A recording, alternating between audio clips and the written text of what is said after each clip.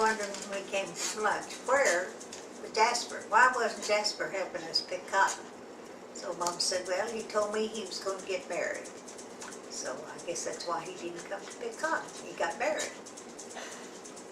And I know he had brought Florence to the house one time, but that's the only time I had remember meeting her. Mm-hmm. But they lived with us for a while. She picked cotton with Jasper. And because she just fell in love with Florence, she's kind of different. And years later, she was real quiet. And I guess she was then, but I think she was overwhelmed with us. Her parents were both dead, and she had lived most of her later years with a grandmother and a bachelor uncle. And when Margie Ruth came along, she said, I don't know how to sew. I need to know how to sew. So Mama started showing her how to sew. And I mean, she just caught on to it like that. And she made that girl some of the cutest things, and she'd make a little bonnet, like the dress. She was dressed like a little doll. And she was real good to have Jasper run that store and all that. Good sister-in-law. And the ones that followed were good sister-in-laws too. Jared and Winona were the next ones that got married. And Jared and Elsie had been buddies all these years. Elsie was the youngest of Lloyd, now he to be called. But anyway, he didn't like it because he didn't get to sleep with Jared. He didn't like it at all. Well, you slept with him last night, it's my time. It took quite a bit of explaining to get all that across, but he finally fell in love with Winona.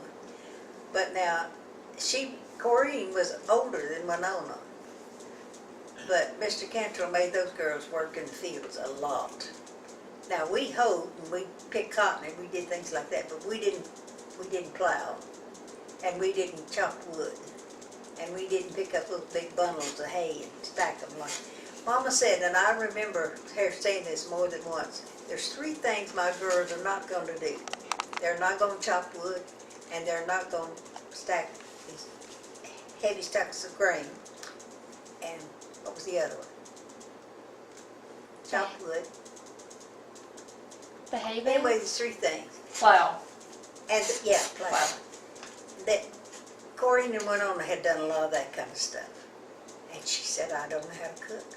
Mama would always say, I don't have time. Just go on, I just don't have time to teach you.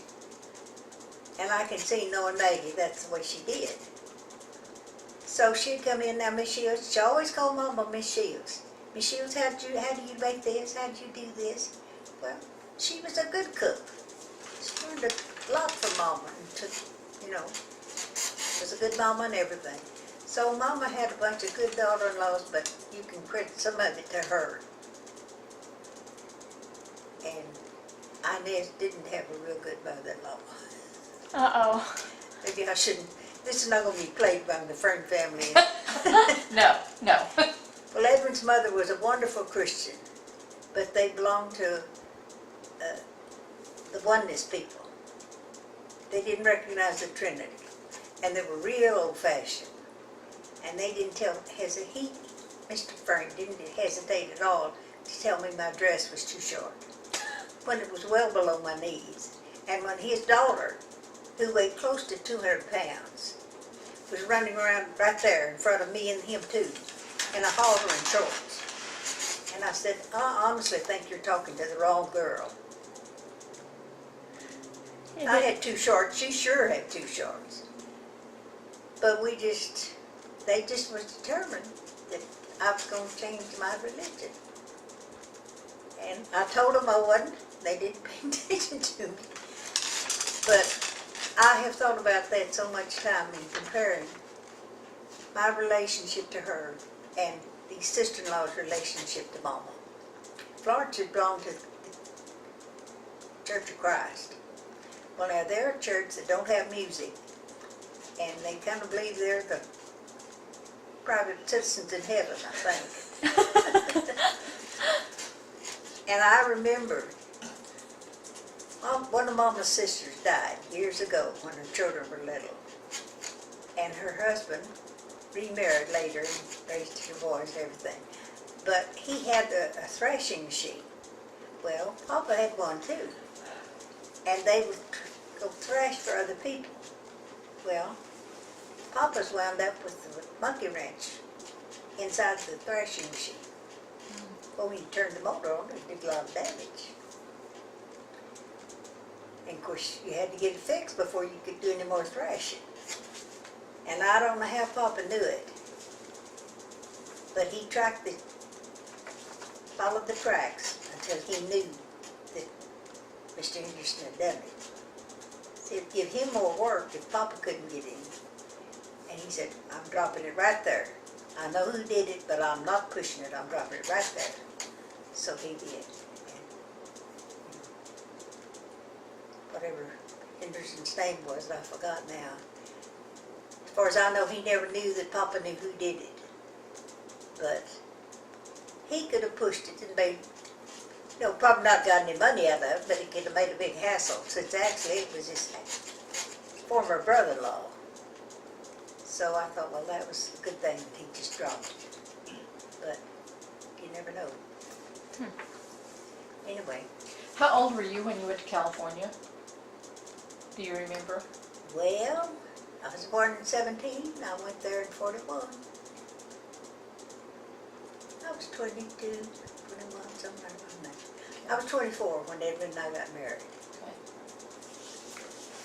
He was 30. Were you married to Uncle Edwin when Daddy married Mother? No. Curtis and Ada married in December. Edwin and I married December, January 29th. And your dad and Ruth. It was in August, I think. But July the 11th. Well, so it was late succession. So y'all all got married that close together? Yeah. Wow. And then Elsie, later when he came out, married. He was married in California too. So.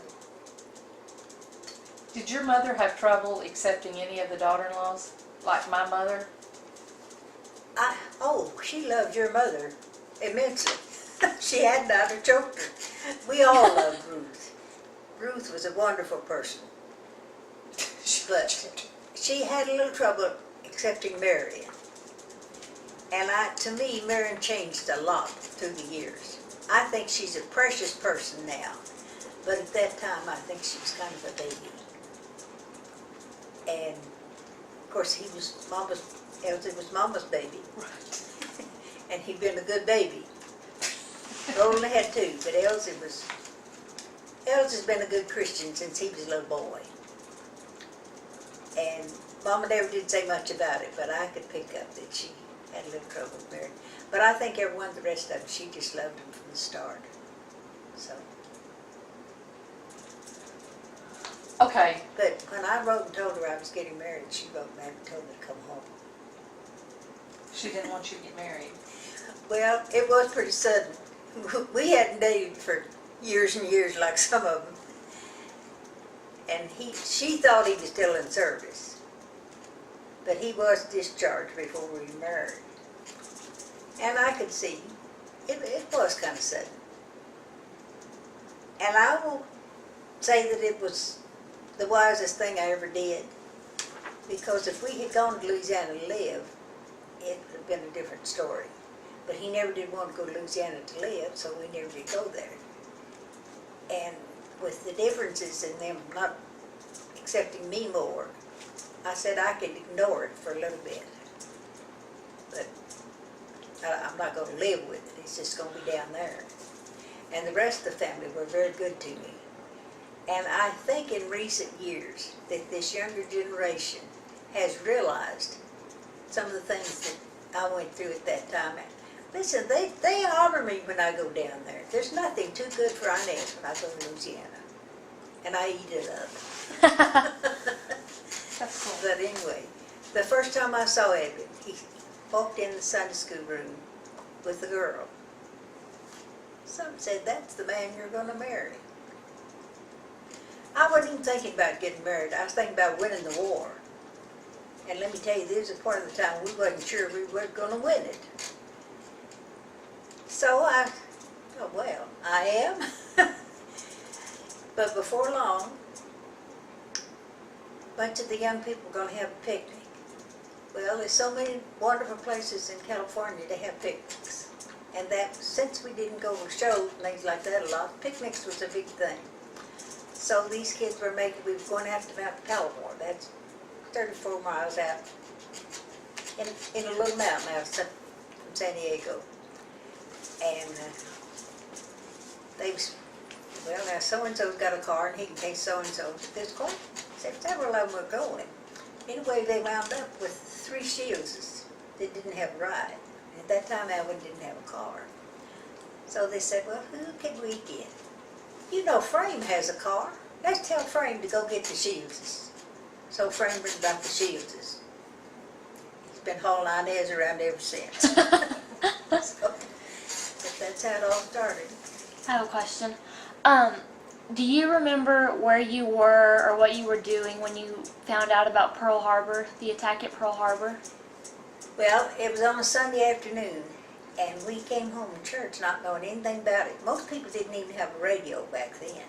But that night, one of the ladies at church said, I heard over the radio that Pearl Harbor was bombed, and we didn't know anything about it.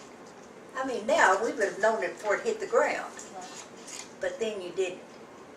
And then, of course, later we got a lot of particulars, and you knew a lot about it, but it was a real shock. But now Edwin had been to Pearl Harbor, but he had left there about 3 weeks before the bombing. But he was in the hospital for a while at Honolulu. So he missed it by that. But he was injured in the South Pacific before the war. In fact, it was March before the bombing. Mm-hmm. Their ship was blacked out. We were practically in the war for a while before we knew it. They knew Japanese submarines were chasing them, or in the vicinity. And the ship was blacked out. Well, somebody below deck turned on some machinery that wasn't supposed to be on. It was a hoist of some kind that brought ammunition to the top deck, and he went to turn it off and slipped and caught his foot in the hoist. And it got like this. These toes was just barely hanging on. And then it damaged his foot some, but those toes were, the ship was blacked out, so what could they do? Well, the sailor that was on duty right next to him cut the leg off his pants and made a tourniquet. But they left it on all night. Oh. And by morning it was black. Mm-hmm. And he said there was 5 doctors aboard the ship. And 4 of them said, we've got to amputate. And the other one said, listen, sulfur is brand new. We do not know yet what it'll do. Let's give so many hours and see what it'll do before we amputate. Of course, he didn't want to amputate. Right. So, sulfur drugs taken. Okay, tell the story of how you introduced my mother to my daddy. Well, we were going to the pastor's home to be married, but he didn't know it. And I guess they took a vacation. Anyway, we found out a few days ahead of time that they weren't going to be home. Well, I had found out a girl that I was with in Southwestern, lived in San Diego, and we had visited back and forth. So I just called and asked her if we could be married at her home. Yeah, you can. So that's what we did, and got her minister to marry us. So it worked out okay, except we just didn't have a minister that knew us. But that's what we did. So how did you introduce my mother to my daddy? Oh, yeah. Well, she and Alvin stood up with us. Yeah. Is that the first time they'd met? No, they'd met at church. And I think she'd probably been on some picnics with us before then. I believe she had. I'm sure she had. She used to bring little Dolores with her sometimes. Cutest kid. Uh-huh. But she'd gone on picnics with us before that. In fact, I think Morris and Elsie had picnics a time or two. But they were our witnesses to the wedding. Roland was there. And then there was a couple Edwin met this man. He was working with him, and he had a belt buckle on that had USS Nevada. Well, that was Edwin's ship. So he asked Mr. Leto one time why he had that belt buckle with that on it, that was his old ship. And he said, well, my son was on that ship, and he went down with it. Well, wait, the USS Nevada didn't go down, but he was killed on the Nevada. So we visited them several times, and she and her daughter came to our wedding. And then they moved out back to Iowa after the war was over. I don't have contact with them now at all. But Okay, where were you when you found out the war was over? What was happening? well, I was home. David was little, and I was home. I believe I had taken him to get a haircut, and they were talking about it.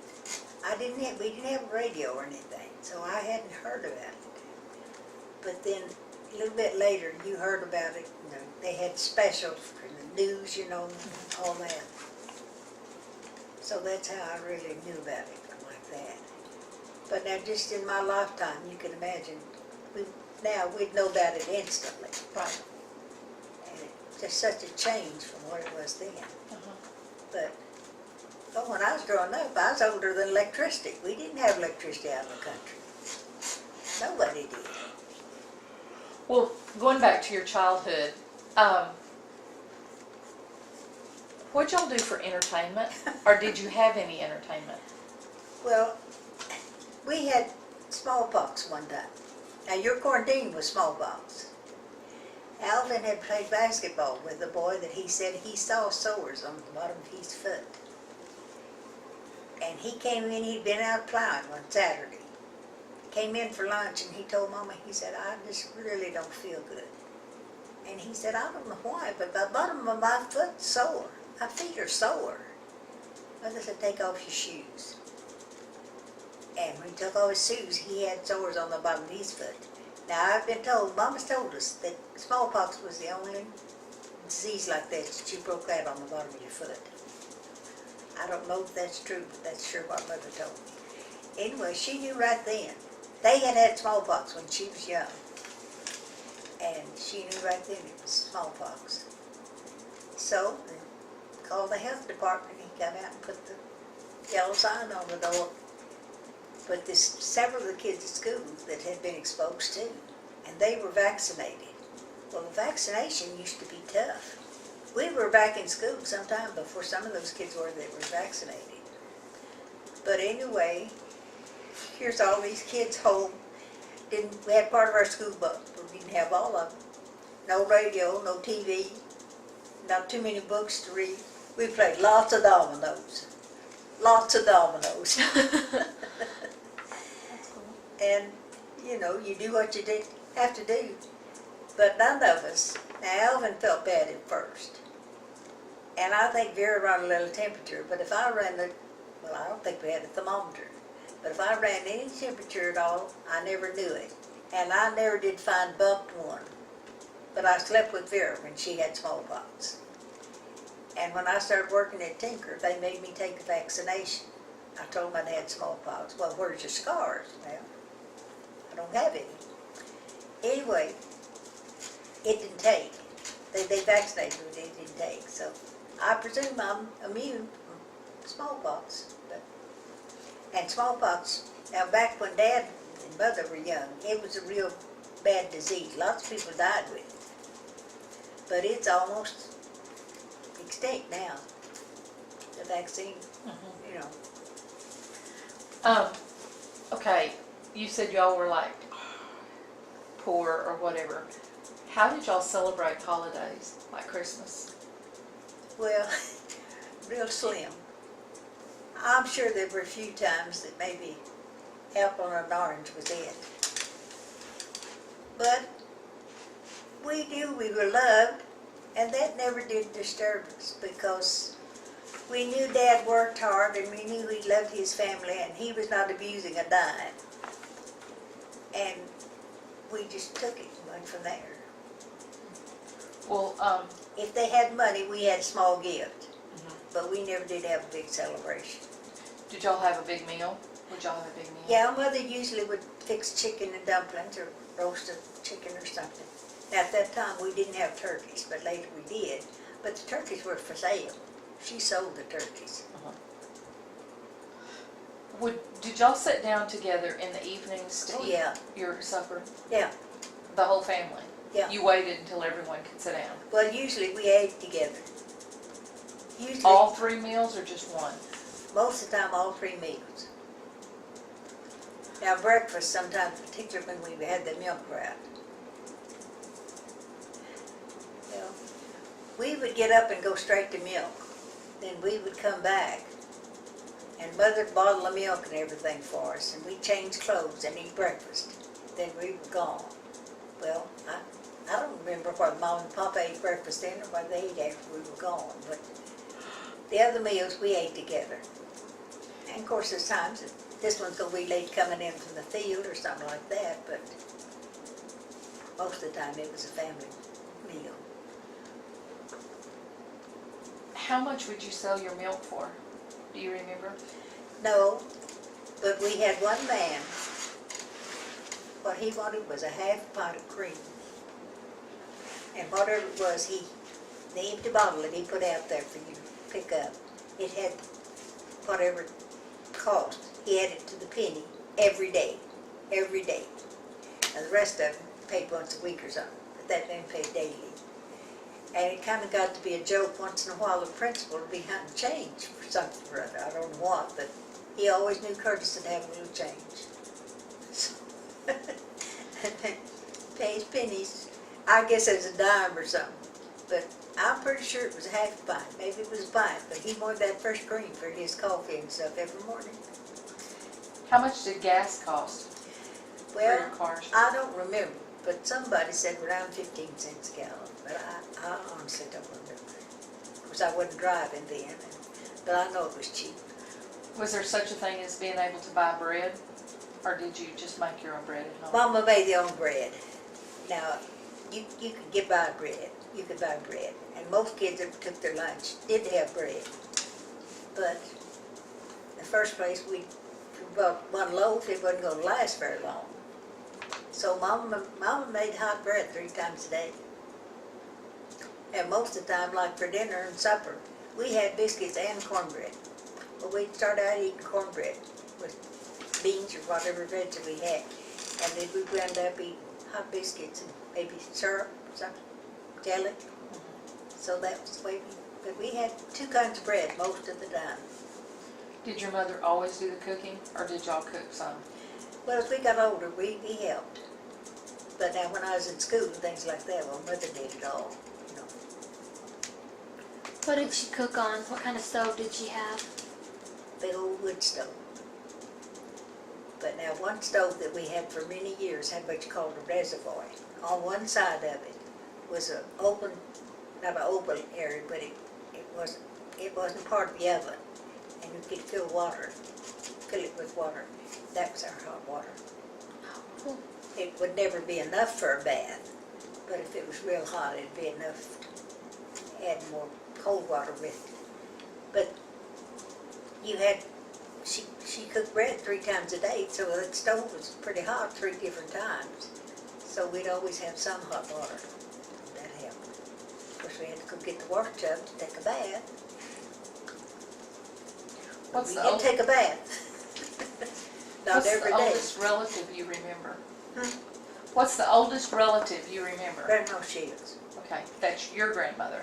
Yeah, Papa's mother. Uh-huh. Now, there are times that I think I remember Mama's father.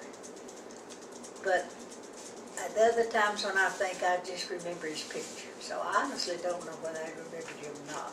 But Grandma Shields was the only grandparent that I really remember. Did she live with y'all or anything? No, but she lived with Aunt Hilda McLedman. And it was a mile from our house, half a mile or something. And I went over there often. At that time, the main highway, the main country road, come by our house. And theirs was off the highway, off of the main road. So their mail, things like that, came Their mailbox was close to our mailbox. And I didn't do this all the time, but I went over there a lot of times to take the mail to Grandma. And she didn't make any bones about it to me. Now, I don't think she told anybody else, but she told me lots of times, you are special. You can eat that up.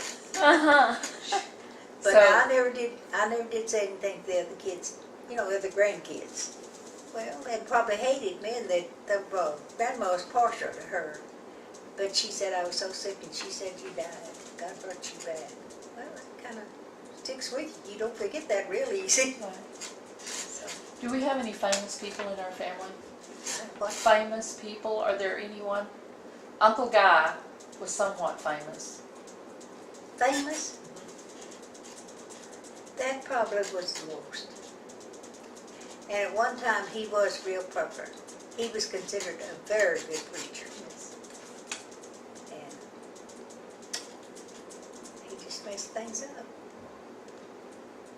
Not the first one. No doubt he won't be the last one. Now, at the reunion, Linda asked me, who was Bruce Shields? She said, never heard of him. I don't know anybody that knows him. Who? Bruce Shields. Bruce. And I thought, well, who is Bruce? It's Uncle Guy's grandson. Okay. And she had an address, but it had come back to her. And she asked me where he lived. I said, honey, I have no idea. The only time I saw the boy, he was about 2 years old. And Alden's been dead for several years. Lorene's dead. Uncle Guy's dead. So I imagine he's in the vicinity of Dallas someplace, but I have no idea where. What is the most, probably, what is the most monumental thing that's happened in your life? In your Most lifetime? what? Monumental, the biggest? Well, I guess when I got saved. Good job. Yeah, How old were you? 13. Now, Juanita Shields, Juanita Calhoun and I were sitting together under this brush arbor. And they were giving the altar call. Well, I was sitting on the outside. And Grandma came back. And she said, and I don't know Grandma ever doing this any other time. But she come back and said, I think you girls need to be saved. And Juanita started getting out, pushing me out. I hadn't decided to go. I thought, well, if I got to get out to let her go, I may as well go ahead and go. No point in wasting a few steps. So I did. But it was July the 18th, 1930 Wow. That's so cool. that we were both converted. Tell me some stories about my daddy. Well, he was a big tease, for one thing. Yeah, he was. And he loved to tease Inez. And Uncle Edmund did too. Uncle Edmund was always teasing me. Now, you probably didn't know Uncle Edmund at all. Uh-uh. Well, he was redheaded. He was Aunt Leona's husband. But he had nicknames for me all over the country, and I'm not going to name any of them because I told him I had grown those nicknames. But he teased me so much. And Mama said, well, Inez, he loves you or he wouldn't do that. I'd say, well, I just wish he didn't love him quite so much. But Alvin was a tease. But I could do most anything I wanted to do, so why bother? Now, there were a few times when I was in high school that we didn't go to a lot of activities, but there was a few times there'd be something that I'd like to go to at night. He'd take me. And the girls would think about my boyfriend. Oh, who's your boyfriend? Wouldn't you like to know? And that's all they ever found out from me. I just let them think it. And I thought he was a handsome guy, and I still think he was. Uh-huh. Curtis was too. Both of them good-looking guys. Now, Curtis had a little mustache, and I thought, trying to look like a Hollywood or something. But after I got used to it, it become Curtis. Uh-huh. But Alvin was a tease. But I just thought, if I could go with Alvin, that's as good as any boyfriend you could find, so why not? Uh-huh. That's what we did quite often. But he had a girlfriend when we lived down in Whit, one of the neighborhood girls that really would have given him a chase. But her mother was a very domineering woman. Roland liked her younger sister. They both thought a lot of those girls. But the way that mother did it, they said, no way, we're not going to get involved in that. And it's a good thing they didn't. She just ruined their lives. The oldest boy married a boy there in Perry. The oldest girl? Christian. Huh? The oldest girl married a guy in Perrin? One of, wait a minute, how am I saying this? A girl there in the neighborhood. Uh-huh. It was a sister to these girls that liked Roland. Oh, uh-huh. Yeah. She was the oldest of these three girls. And they were married several years when she died with cancer, rather young. And then a few years later, he went to her mother and told her he was going to get married. She said, over my dead body, you will. So he didn't. Well, he ought to told her, you just go down the lake. She's gone, and she's been gone for years, and I'm a young man, and I'm getting married, period. But he didn't do that, and absolutely it wrecked his life. I've seen him several times, and he just looked like he's weeping inside all the time. He's so lonely. That's a shame. That woman's, she's going to have to give account of stuff like that. But Alvin and Roland both saw that, and they shied away from it. And I've seen Thea, the one that like Alvin, several times since then. And she told me, she said, well, I have sure wished through the years that we could have parted differently. And I think that's what she was referring to. But I didn't touch it. Right. Because I liked Alvin where he was just fine, thank you. How long did they date, Mother and Daddy, before they got married? I'd say 6 months. I knew it wasn't very long. Well, see, I married in January, and they were, one of the first dates that they really had was at our wedding. Alvin had just got a car, and he picked her up. Now, Roland was with them, and I just knew those honorary brothers was going to follow us or tie tin cans on his car or something. This couple where we were married at their house, I told him before the wedding to go out and move Edwin's car someplace. So we kind of slipped out before the reception was really over. Get away from these honorary brothers of mine, and they didn't get to do anything. But before we got to where we were going, there was a car following us for quite a while. I said, that's them. That's those brothers. They're following us. But we were kind of in the mountains, and they just hadn't had a chance to pass us. So they passed us later and went on their way.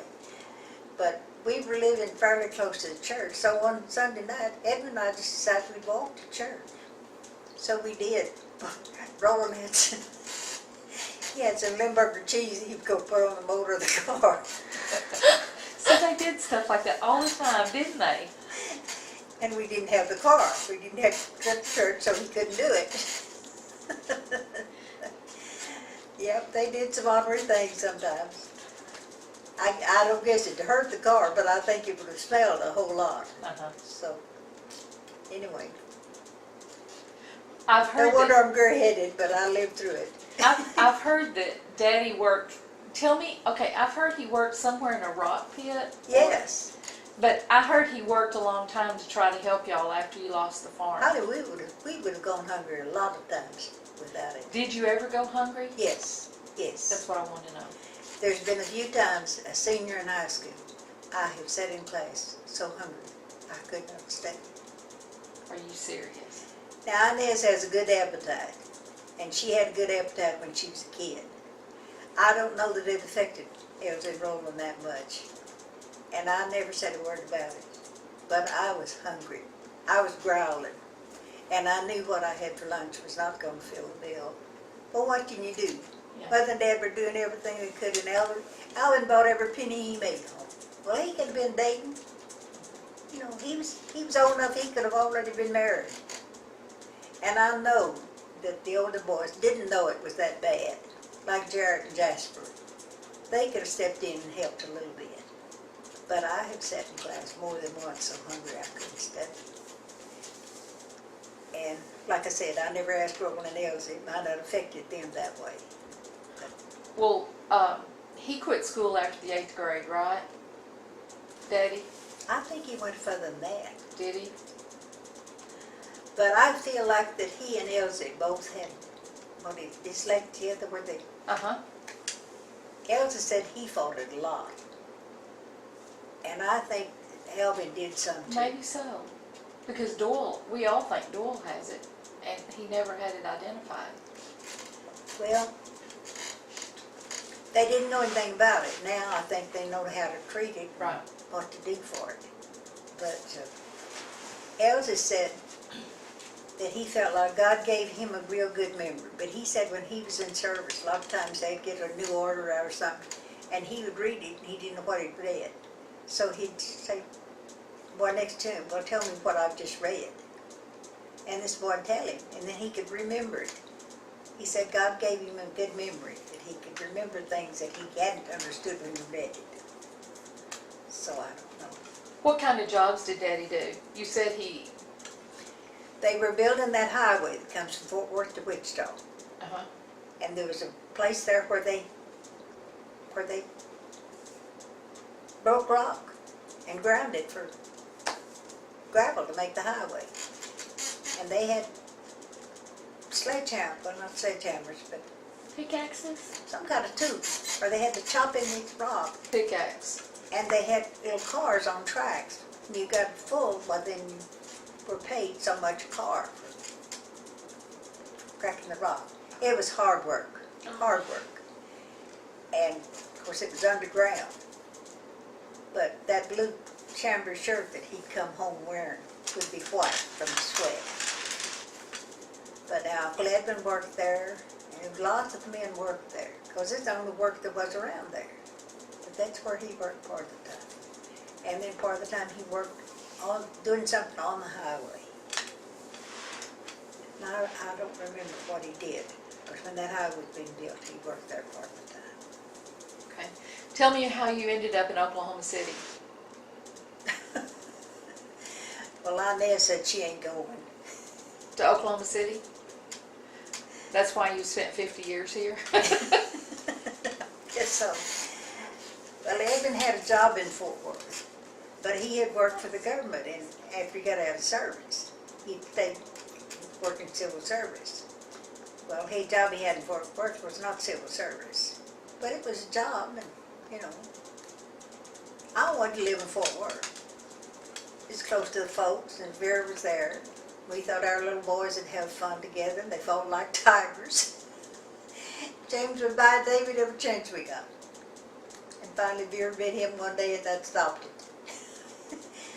I'm sure that wasn't the proper thing to do, but it stopped it. Anyway, there was a couple that we knew at the church in Fort Worth, Mr. and Miss Foreman. I don't know what he was doing in Fort Worth, but when FAA was forming in Oklahoma City, he was going to be the administrator. Mr. Foreman was. They were moving to Fort Worth. And I don't know whether he told Evan about this job or not, but anyway, he told Evan about a job that would be open. And he had already come up here, and Evan wanted to take this job. And we went home one weekend. Mother and Dad lived out at Whit. And she and I were back cooking dinner. And Edwin was in the front room with Papa. They didn't know I could hear him, but I heard them talking. And Edwin told Papa, he said, well, I guess I'll just have to turn that job down because Inez don't want to go. And there was dead silence for a little bit, and then Papa said, well, I think she's making a mistake. Now, I doubt seriously that Papa would have said that to me because he didn't interfere with his kids' marriage or anything. But I heard him say it to Edwin. And when we were driving back to Fort Worth, I thought, now listen, Inez, Oklahoma City's not out of the world. It's probably a nice town. And you need to go where Edwin's job is. I didn't say anything, but I was doing a lot of thinking. I was pregnant with Jerry.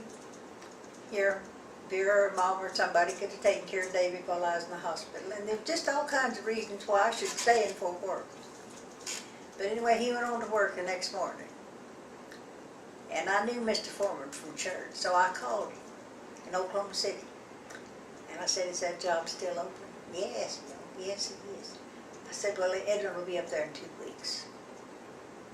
And I called Evelyn at work and told him what I did. He said, "Baby, you did that?" I said, "Yes, I did. So you better tell him, you better give him your notice, because I did it." So he came on up here. And there weren't any houses built during the war. So finding a place to live was a real thing.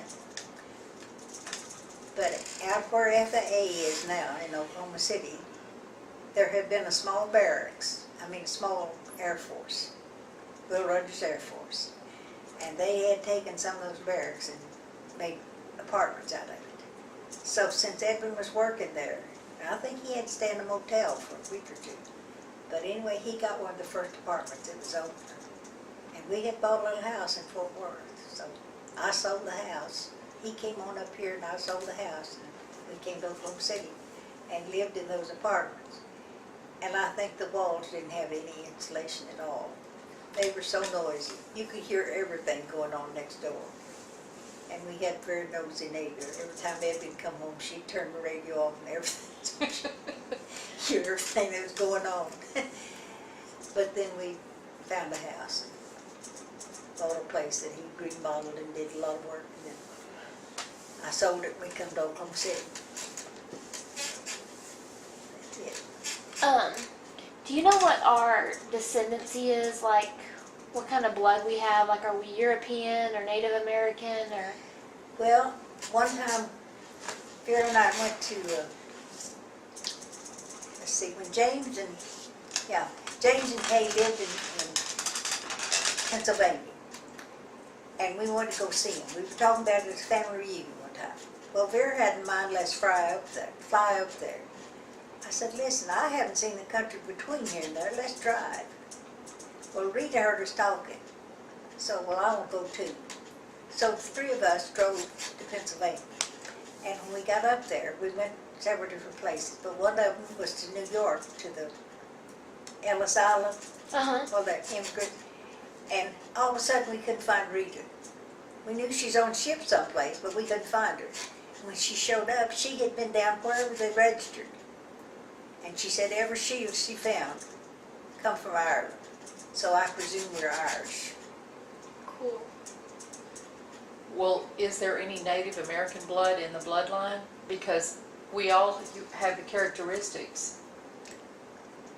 I think sometimes that way back there's some on Papa's side, but I don't have any proof of that.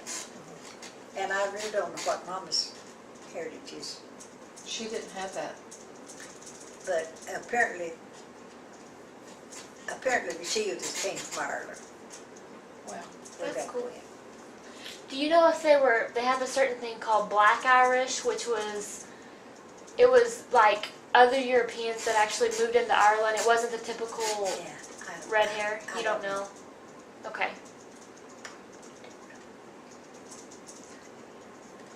Do you have any more stories to tell? You want to share? Well, if I don't, I can make some up. I can't think of anything now. I don't know. What is today's date? Today is. Oh, can you put it on there? But we were a lot more conscious of the war going on in San Diego than what people were back here. That was because there was no communication, right? Little to Well, no. gas rationing was so strict out there. Oh, tell about that. Because I've heard my mother say that you saved coupons or... Oh, yeah. We had to have coupons to buy. Couldn't get butter at all. You got oleo. And honey, it looked like Crisco. It was not yellow. You had a little package of orange stuff in there that you mixed up. I'm talking, it looked like lard. It looked like lard. That's how, and we had a coupon for that. You had to have a coupon for shoes. And meat, any kind of meat, you had to have a coupon for that. And gasoline. How did you get coupons? I think you went to some office, some bureau to pick them up. I think you did. I don't think they mailed them to you. I think you had to pick them up. Mother said that gas was rationed, Yeah. and she said Daddy and her would go up on top of some mountain or hill or something, and Coast down it. he would they would park up there, and then when they got ready to go home, he would push them off. They wouldn't start until All they the were gone. time. But we just didn't, Evan had a car. He got a car soon after he got out of service. But we couldn't go very many places because we didn't have gas. Wasn't the whole United States, though, very patriotic and so Oh, yeah. determined that we were going to Yeah. win the war? It's not like that now. No, it's not, and it's too bad because listen, we didn't come very far from being Japanese. It was scary, but nearly all of our big battleships were sunk. I've got one book. It's a novel, but it's just like it happened. When the ship, I forgot the name of it now, but it was one of the big battleships that was sunk. And this boy managed to get off and he managed to rescue his buddy who was down below deck, injured. And that boy, when the ship was sinking, went down there and carried him out. And then when they got there, how you gonna get down to that boat without jumping? And this boy was crippled. I don't know what was wrong, but he was crippled. And he managed to tie some ropes on him and get him in there. And they got out. But there's just miracle after miracle like that. But that was one of there was just a few of these big battleships left when that one was sunk. So the bomb was terrible, but it saved a lot of American lives because. And now there was a battalion of boys that a lot of them was from Jacksboro. Nearly all the boys that I graduated from high school with were in that battalion, and they were in the Philippines when Pearl Harbor came. I had a letter from Lawrence, that was my cousin, that was Aunt Leona's boy, that he mailed in Honolulu. They stopped in Honolulu on their way to the Philippines, and they were captured.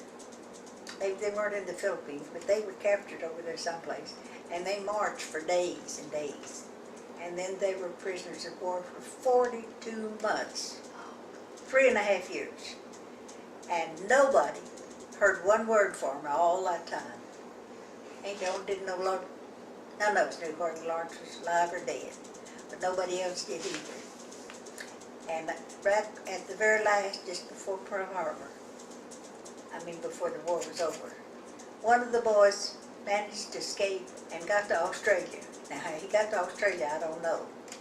But he sent word back, well, so-and-so's alive and so-and-so's dead.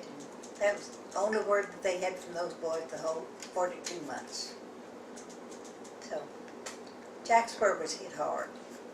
Because it was I don't know how many a battalion is, but it included a lot of Jacksboro boys. So, I don't know.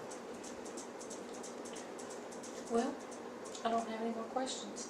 Okay. You turn it on? Sure.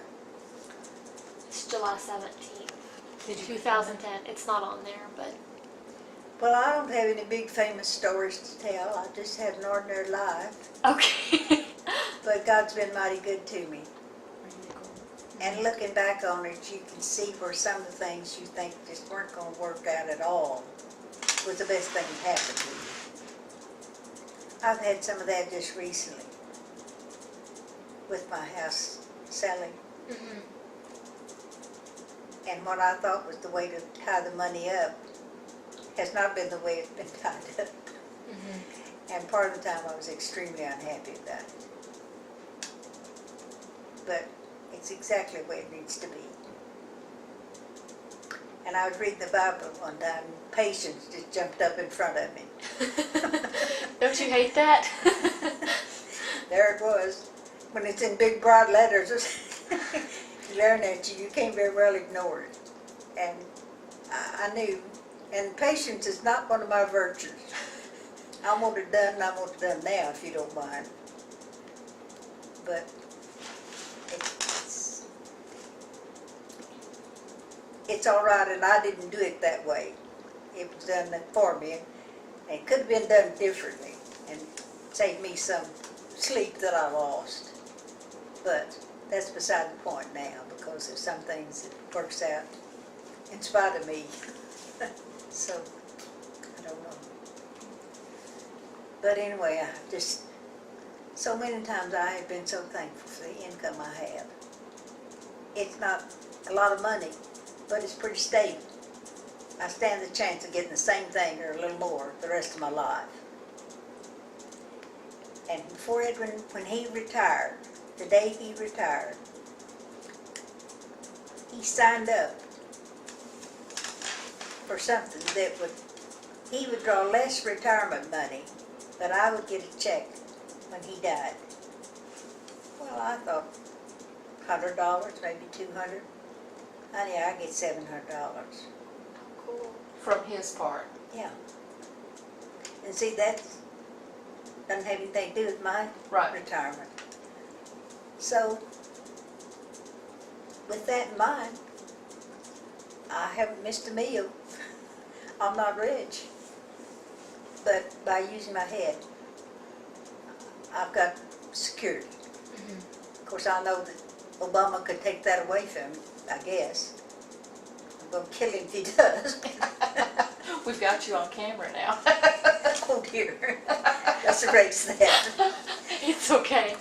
I don't But- think he'll see this tape. You know, I just think, now he didn't have to do that, and I didn't know it. When I retired, they hardly mentioned that to me. So I guess they present it more to the men than they do the women. Because I had the same option when I retired, taking less, so he would get a check. Uh-huh. And I don't remember mentioning it to me at all.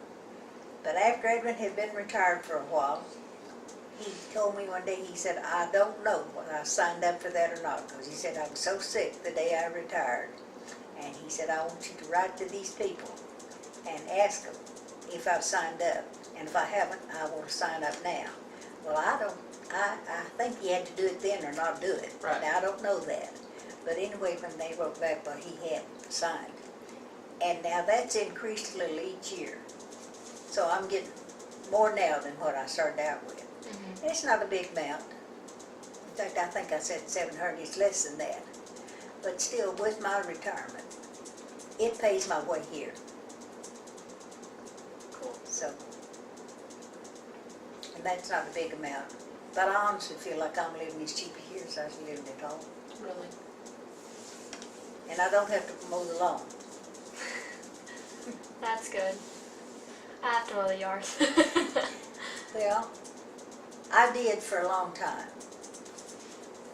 And I never could get one that I had to pull a cord, you know. I never could start them. So we bought one while Edwin was still alive that had a battery. You charged it, pushed a button and started. So I mowed for a long time with that one after he was gone.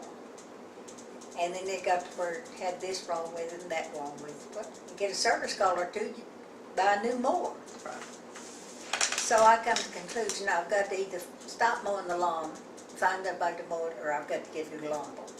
So I decided I could pay somebody several weeks for what I paid for a new lawnmower.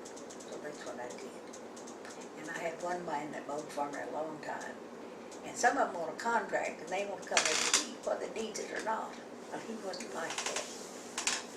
But then he come down with cancer, and I had to find somebody else. And that was kind of a if and on thing, so I don't have to worry about it now. We good? We're good. Okay.